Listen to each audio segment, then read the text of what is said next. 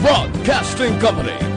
Sa balita, komentaryo, isyu,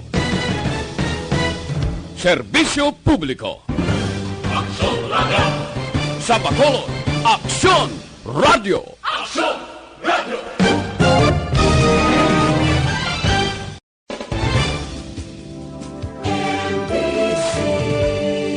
Manila Broadcasting Company. Sa balita, komentaryo, isyu, serbisyo publiko. Aksyon Radio! Sa Bacolod, Aksyon Radio! Aksyon Radio!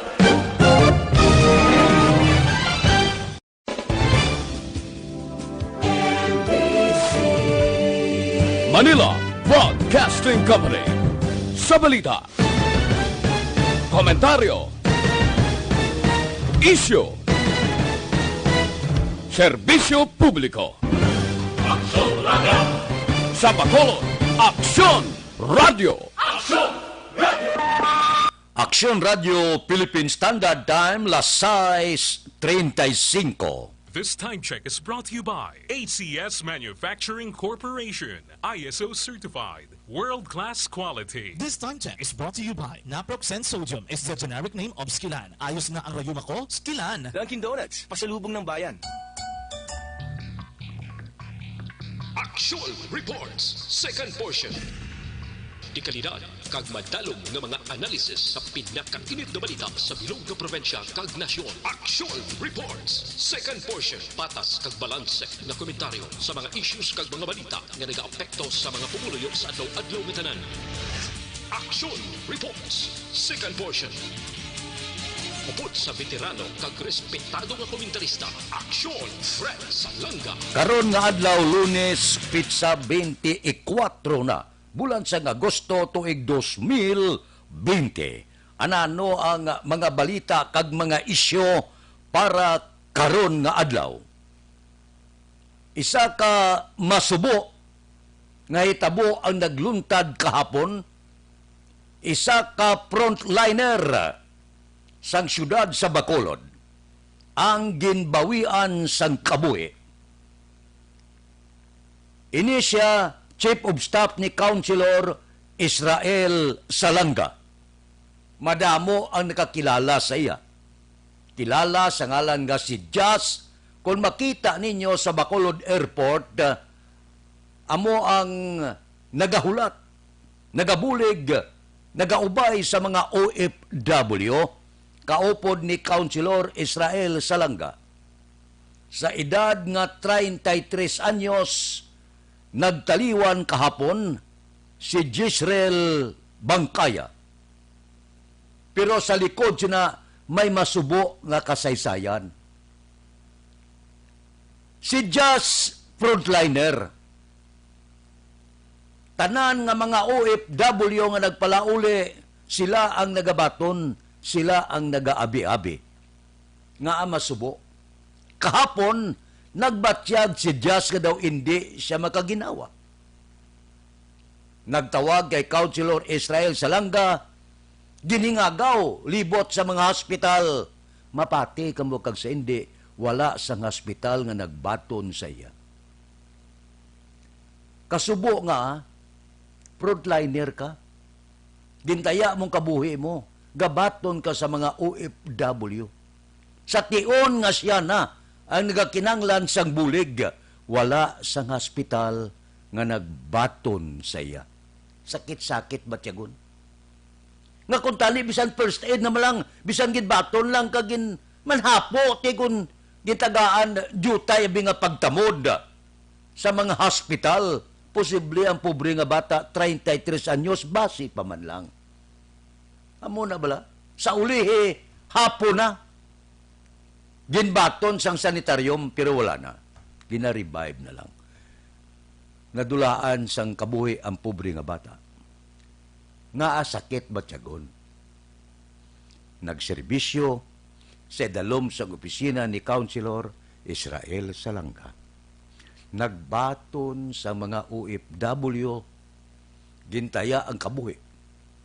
Sakit lagay sang panahon nga siya na ang nagakinanglan sa bulig, wala na man gitagaan pagtambod man lang.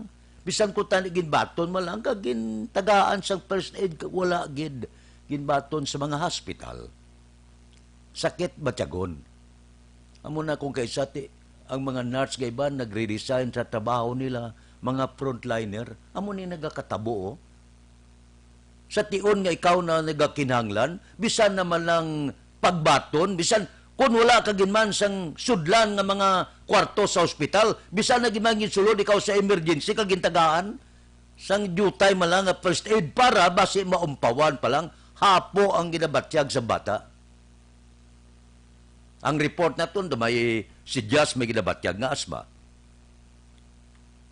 Na subuan lang kita kay kung ikaw frontliner, nagtaya ka sa kabuhi mo, anay kabuhi mo na giningagaw, hindi kaya pagbatunon sa mga hospital. Amo ni ang masakit, masubo, nga natabo sa Chief of Staff ni Councilor Israel Salanga kahapon. Sakit-sakit batyagon. Pobre nga bata. Puwerte sakripisyo, pula bugtaw, sugat sa mga OFW. Sang siya na ang nagakinanglan pobre nga bata, wala sa hospital nga nagbaton. Aksyon Radio Philippine Standard Time, las 6:40. Mabalik kami pagkatapos ini.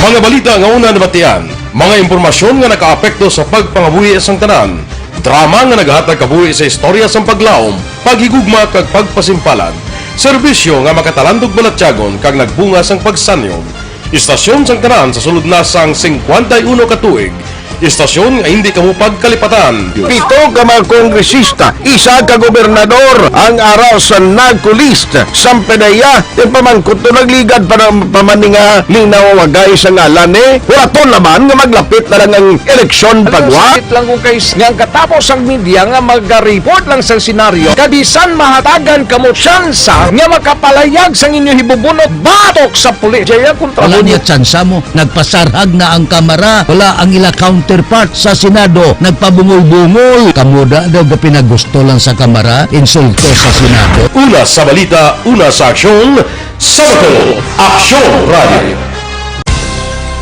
Today, DOA is confirming that a 38-year-old female Chinese patient under investigation, or PUI, is positive for the novel coronavirus 2019-nCoV. I issued an order to Executive Secretary Mijal Dia clearly laying down the responsibilities of each department in implementing the Bayanihan to Heal as One Act.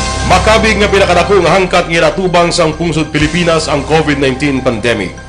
Tanan nga sektor ang apektado. Tanan nga kinahanglan sang pagtamod kag nagakaigo nga pagserbisyo. Bisan pa ang industriya sang pagwaragwag nagapangatubang sang kaangay nga pagpanghangkat. Apang Aksyon Radio Bacolod wala nagbiya sa pagpangalagad sa kahanginan sa pihak sang kabudlayan, peligro kag risgo nga dulot sang pandemya.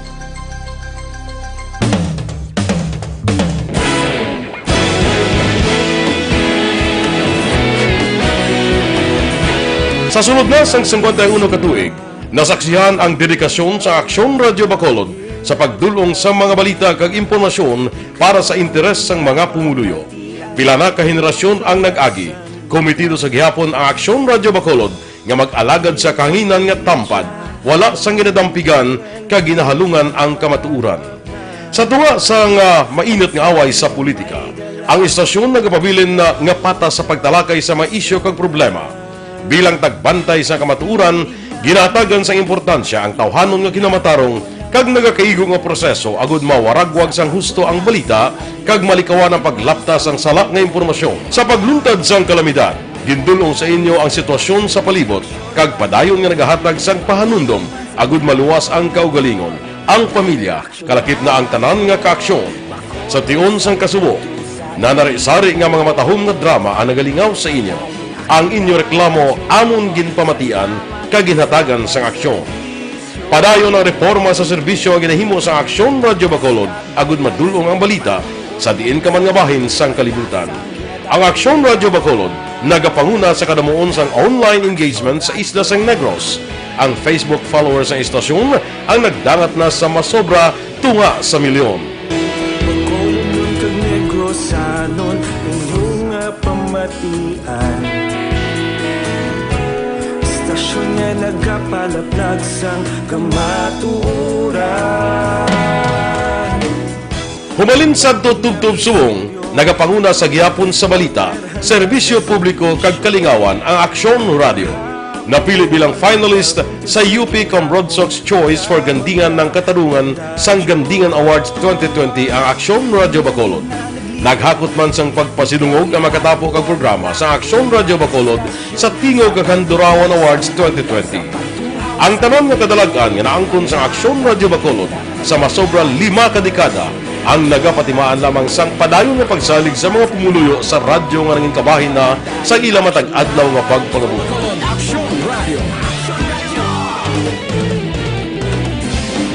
Una sa balita, una sa aksyon, sa Bacolod Aksyon Radio. Ikaulog na na'y sabisan anong kahintangan. Responsable ang pagbalita pagdahil na na morning, bilog nga dakpanwa sa Bacolod, bilog nga probinsya sang Negros Occidental. Action Hotline!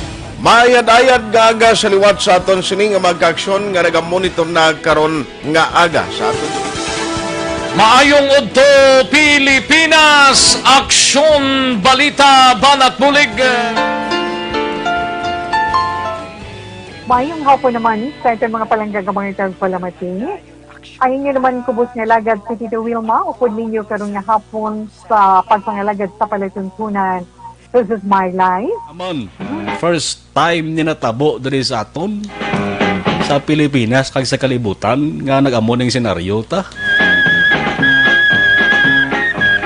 Yes, maayong gabi kalibutan. Welcome na sa pagpangalagad sa Aksyon Firing Line. May gabi sa liwat, kamusta naman mapalangga naman tagpalamati, region-wide mga palagag kita sa Labilin, isa ka oras, 19 minutos, karon ngadlaw Miyerkules. Anniversary Aksyon Radio Bacolod. Isa po kayo sa haligi ng katotohanan para sa kapayapaan, hindi lang sa siyudad ng Bacolod, kundi pati sa lalawigan ng Negros Occidental. Mabuhay ang Aksyon Radio Bacolod. Sa pihak sa mga pagtilaw ngay natubang sang komunidad, padayon nga nagpangalagad sa inyo. Kahapon, subong kag sa palaabuton ang Aksyon Radio Bacolod. Una sa balita, una sa aksyon, sa Bacolod, Aksyon Radio.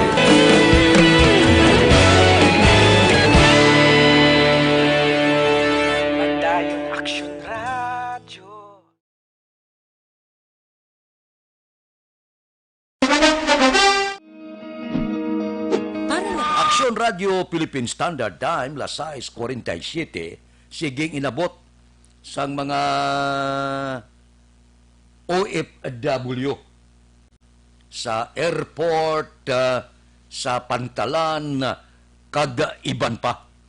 Pero sa gihapon, wala gihapon sang husto nga koordinasyon sa tunga sa mga LGO kag National IETF. Kadumdum kamo nagsulat si Mayor Bing nga kung mahimo, kung pilang karga sa aeroplano, pilang karga sa vapor, paibalon ang local government unit para mapreparahan. Wala gihapon sang koordinasyon. Nagalabot ang iban, wala kabalo ang LGO. Amo na bla, ka-jutay ko tani nga bagay, nga maatipanan gilayon, kag maisip mo bla kung pilang ari di, pilang bakante di, para pag-abot sa mga OFW, locally stranded nga mga individual, kundi mabaki-baki mo, ti wala gid. Kahapon, siling ni Councilor Israel Salanga, basi bala kon may arak isaga libog ulo nila, nga ang taga-probinsya, hindi maintrahan sa taga-Bacolod. Ginaklaro nga hindi pwede intrahan sang Bacolod nun ang mga OFW sagwa sa Bacolod o kon sa Negros Occidental. Kaya ang Negros Occidental, amo ya ang may responsibilidad sa pagsugat, sa pagbutang sa kundiin man nga mga facility ang mga OFW sa guwa sa Bacolod para maklaro bala nga kung kaysa may reklamo niya ti ang taga Bacolod niya ginasugat kinatipan gid obligasyon ina sa Bacolod kag obligasyon man sang probinsya ang magsugat sa mga OFW sa kundiin sila gaistar nga banwa kag syudad sa probinsya sang Negros Occidental. Isa pa, wala sang poder ang local government unit na magpili sang quarantine facility nga istaran sa mga OFW. Ang nagatransaksyon sina ang uwa sa hotel o kon dalayunan sa mga OFW. Ang iyagi lang iya, sang local government unit, amo ang paggatag sang service, personnel, disinfection team, kag libre nga swab test. Amo na yang obligasyon sang local government unit. So, basi kung gareklamo iban nga mga OFW, kung nga ang hindi sila makapili sa mga hotel nga ilaistaran. Tigin klaro ina nga ang uwa amo ang nagapili sang mga facility sa mga hotel nga dapat tiniran sang mga OFW para klaro. Aksyon Radio Philippine Standard Time, las 6:50. Mabalik kami pagkatapos ini.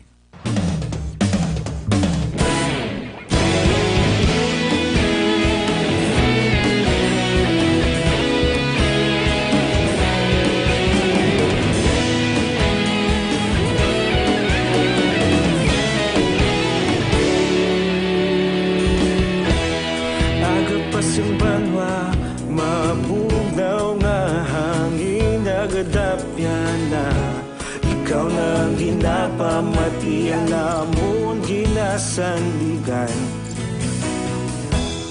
Tingog sang probinsya kamatuuran ginapalap na.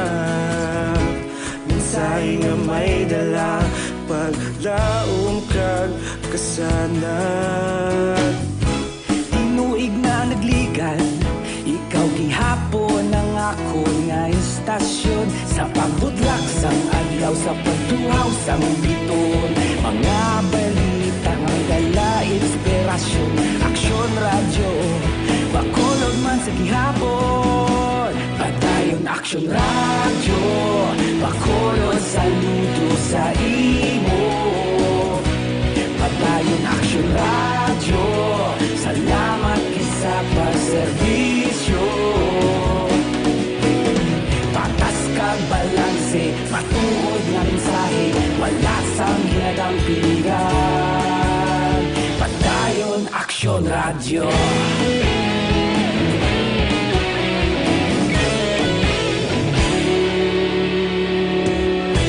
Bacolod nun kag Negros anon inyong pamatian. Stasyon nga nagapalaplag sang kamaturan. Mabakod nga prinsipyo, reporter handa sa serbisyo. Kahapon, karun kag sa gihapon, kita magapadayon. Tinuig na nagligan, ikaw gihapon ang ako nga istasyon sa pagbutlak sang adlaw sa pagtuhaw sang biton. Mga balita na may dala inspirasyon, Aksyon Radio Bacolod man sa gihapon. Padayon Aksyon Radio Bacolod, saludo sa imo. Padayon Aksyon Radio, salamat sa pagserbisyo. Patas kag balanse, matuod nga mensahe, wala sang hinagang piligan. Padayon Aksyon Radio. Una sa balita, una sa aksyon, sa Bacolod Aksyon Radio. Una sa balita, una sa aksyon, sa Bacolod Aksyon Radio. Kita ulog na ngay, sa anong kalintangan. Responsable nga pagbalita, pagdayon nga ipalaknan.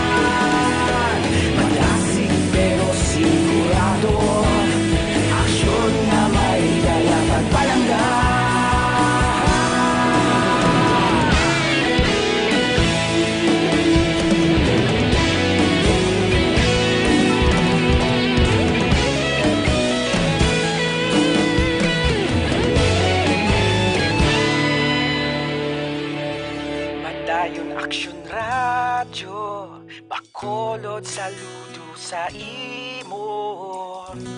Padayon Action Radio, salamat gid sa pagserbisyo. Padayon Action Radio, Bacolod, saludo sa imo. Padayon Action Radio, salamat gid sa pagserbisyo. Patas kag balanse, matuod nga mensahe, wala sang ginagampigan. Padayon Action Radio.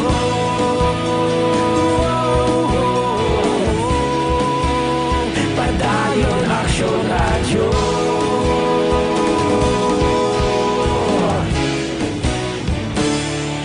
Padayon Action Radio.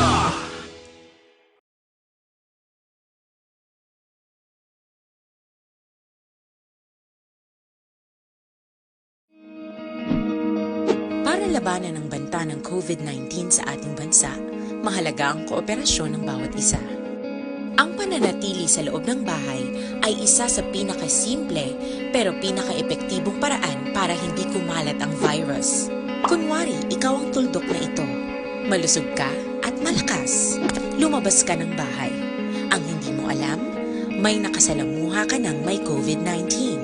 Tandaan, mahirap malaman kung sinong may virus, pero madali itong maipasa sa iba. Pwedeng naipasa na pala niya ang virus sa iyo nung umubo siya, o bumahin. O baka naman ay nahawa na dahil humawa kayo sa parehong bagay na kontaminado. Ngayon ay mayroon ka na ring COVID-19. Isa ka ng carrier na makakahawa sa iba. Dahil maaaring ilang araw pa bago lumitaw ang sintomas na ubo, sipon, hirap sa paghinga at lagnat. Pwede ring wala kang nararamdamang sintomas, ngunit Radio Philippine Standard Time, las 6:56. Revolutionary Government. Ginaduso kay leading para sa charter change. Wala pa man atong di malantip patuon kung paano kita ipaidalom sa revolutionary government. Pero para sa akon, hindi ini eksakto nga panahon. May ara kita problema number 1, ang kapigaduhon, COVID-19, ang pagkawad-an trabaho, ang pagkalaputo sa mga negosyante. Dapat amo ni anay tutukan naton. Ang iban nga mga mamalida porte, gaplamunggo sa duso sang revolutionary government. Mga anti-terror law, kang iban pa. Nga hindi na kinanglan subong nga sitwasyon.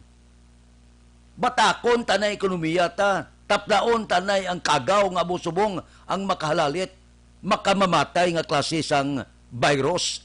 Amo nang tutukan sa gobyerno. Hindi kay mga revolutionary government. So, balo ka nga gusto nila charter change, may mga planos lang mo. Nga pag-abot sa 2022, hindi na kinala ng eleksyon, kay amo ining rason, wala kwarta, kagiban pa. Amo na, leading sa amo na. So katingala kung isang aton mamalida, kanugon bla, binutang mo sila sa pwesto, wala pulos iya nga mga handom kag mga plano ang ilagi na arangkada. So ginahimo na tirires ang pumuluyo. Patunlon na nila sa hindi gusto sa pumuluyo. Patunlon mo gid para sa personal nila nga intereses. So sula magkalahuya. Tutukin nyo niyo ang problema sang gutom, ang problema sang wala trabaho, ang problema sang virus. Hindi kay mga revolutionary government ya. Among ginaduso nila, porte, personal nila ining interes. Kahuluya nga klase mga opisyal. Action Radio Philippine Standard Time, las 6:59. Mabalik kami pagkatapos ini.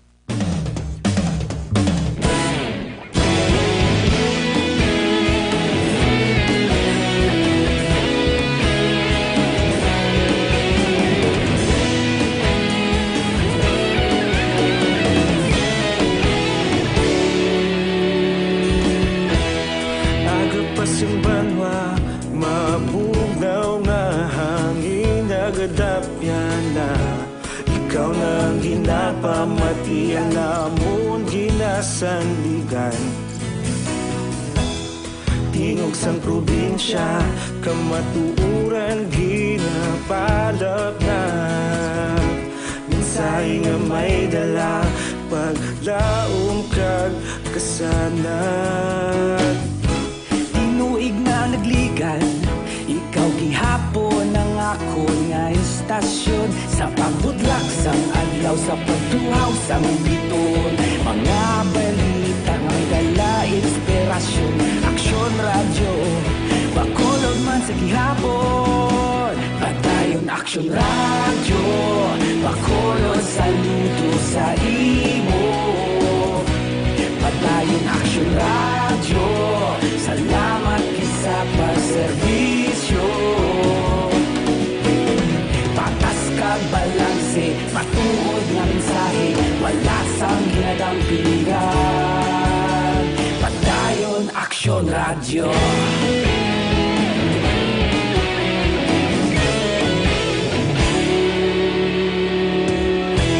Bacolod nun kag Negrosanon, inyong pamatian. Istasyon nga nagapalaplag sang kamatuoran. Mabakod nga prinsipyo, reporter handa sa serbisyo. Kahapon, karon kag sa gihapon, kita magapadayon. Tinuig na nagligan, ikaw gihapon ang ako nga istasyon. Sa pagbutlak sang adlaw, sa pagtuhaw sang biton, mga balita na may dala inspirasyon. Aksyon radyo, Bacolod man sa gihapon. Padayon Aksyon radyo, Bacolod saludo sa imo. Padayon Aksyon radyo, salamat kit sa pagserbisyo. Patas kag balanse, matuod nga mensahe, wala sang ginadampigan. Padayon Aksyon radyo. Una sa balita, una sa aksyon, sa Bacolod Aksyon Radio. Una sa balita, una sa aksyon, sa Bacolod Aksyon Radio. Ikaulog na na'y sagsang anong ang kalintangan.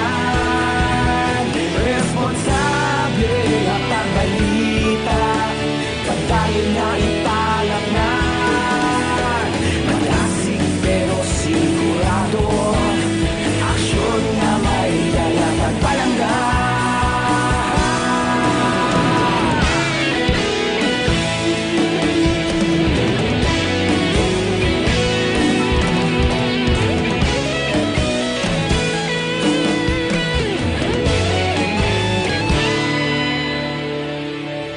Padayon Aksyon radyo, Bacolod saludo sa imo.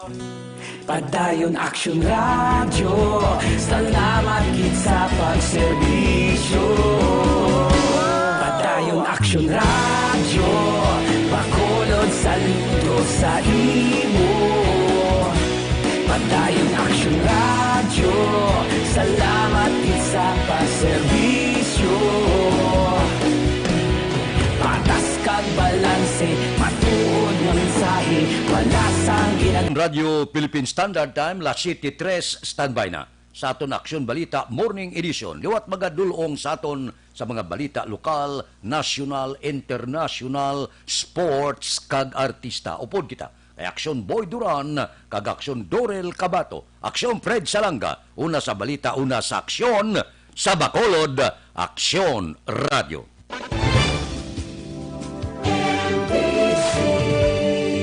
Manila Broadcasting Company. Sa balita, komentaryo, issue.